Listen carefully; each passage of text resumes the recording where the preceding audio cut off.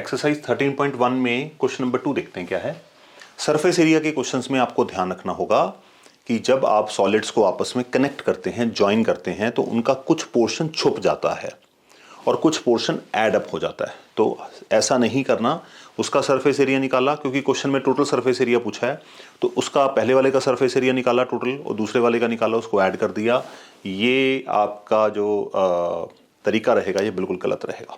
ठीक है, तो डायग्राम को समझना पड़ेगा। A vessel is in the form of a hollow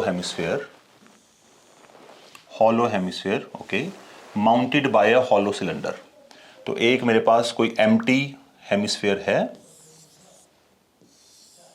mounted by a hollow cylinder, इसके ऊपर हमने सिलेंडर रख दिया, तो ये कुछ इस तरह की मिलती जुलती शेप बनेगी। Okay, the diameter of the hemisphere is 14। इसका मतलब यहां से लेके यहां तक जो डायामीटर है वो 14 सेंटीमीटर है। And the total height of the vessel is 13 centimetre.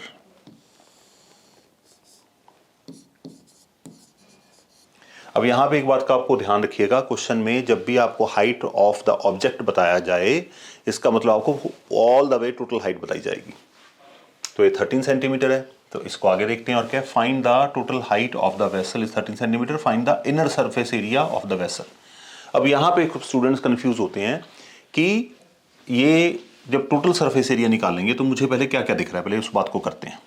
तो अगर मैं इस वेसल को बाहर से देखूंगा तो मेरे पास इसका curved surface area of hemisphere, curved surface area of cylinder, ये दो चीजें आ गई।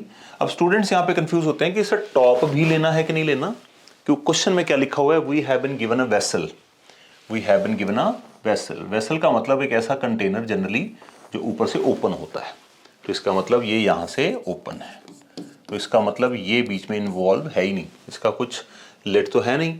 तो यहां पे हमें क्या करना होगा, पहले तो डायमेंशंस नोट करते हैं। डायामीटर है 14 सेंटीमीटर, तो इसका मतलब रेडियस हो जाएगी 7 सेंटीमीटर। क्योंकि दोनों एक दूसरे के बिल्कुल ऊपर फिट हैं, तो डायामीटर जितना हेमिस्फीयर का होगा उतना ही सिलेंडर का माना जाएगा। सो डायामीटर आ गया। एंड नाउ अगर डायामीटर 7 है, डायामीटर 14 है, रेडियस 7 है, इसका मतलब हेमिस्फीयर की रेडियस 7 है, तो हेमिस्फीयर की हाइट भी 7 होगी, क्योंकि हेमिस्फीयर में हाइट और रेडियस सेम होती है। सेंटर से लेके हेमिस्फीयर की डेप्थ को ही रेडियस बोला जाता है, बोथ वे।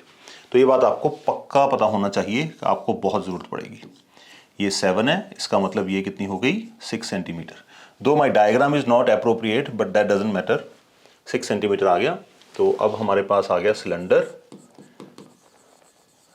सिलेंडर की रेडियस 7 सेंटीमीटर और हाइट कितनी ली जाएगी सिलेंडर की, 13 में से 7 माइनस करेंगे, it comes out to be 6 centimetre.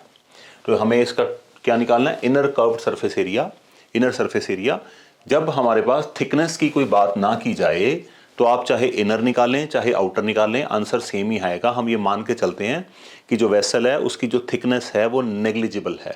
Okay, तो हमारे चाहिए inner curved, inner surface area, inner surface area equals to CSA of hemisphere plus CSA of cylinder, क्योंकि इसका टॉप एम्प्टी है, टॉप हम नहीं लेंगे।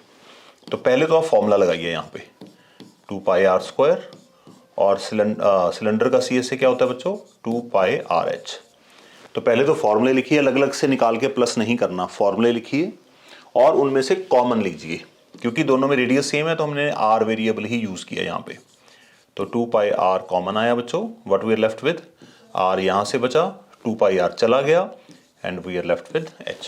मैं यहाँ पे हाईलाइट कर देता हूँ, तो ये 2πr हमने कॉमन ले लिया और यहाँ पे भी 2πr कॉमन ले लिया। ओके, तो अब हमें वैल्यू डालनी होगी। वैल्यू पाई की अगर गिवन नहीं है तो पाई की वैल्यू हमें 22/7 ही लेनी होगी, ये बात आप ध्यान रखिएगा। तो 2πr है 7 इंटू 7 प्लस 6, H है 6। सो यहाँ पर कुछ कैंसिलेशन होगी and we are having 44 times 13। तो 13 को 44 से मल्टीप्लाई करते हैं, 52, 52, 275। तो the answer comes out to be 572 centimetre square. यही हमारा फाइनल आंसर माना जाएगा। तो जब आप कॉमन लेके फैक्टराइज करके क्वेश्चन को करेंगे तो बहुत जल्दी बनेंगे। ठीक है जी। If you like the content, please hit the like button and subscribe to my channel. Thank you.